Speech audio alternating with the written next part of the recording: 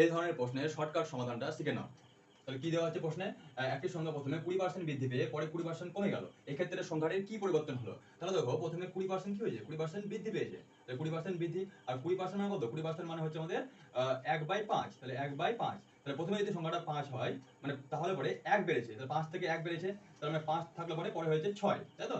পরে দেখো 20% কি হচ্ছে, কমে গেছে, তাহলে পরে আমাদের 20% কি হচ্ছে, 20% কমে যাচ্ছে, তাহলে 20% মানে আবার কি 1/5, তাহলে এবার কিছু কমে যাচ্ছে, তাহলে 5 থেকে কি হবে, 1 বিয়োগ হবে, তাহলে প্রথমে যদি 5 থাকে তাহলে পরে কত হবে, পরে আমাদের 4 হয়ে যাবে।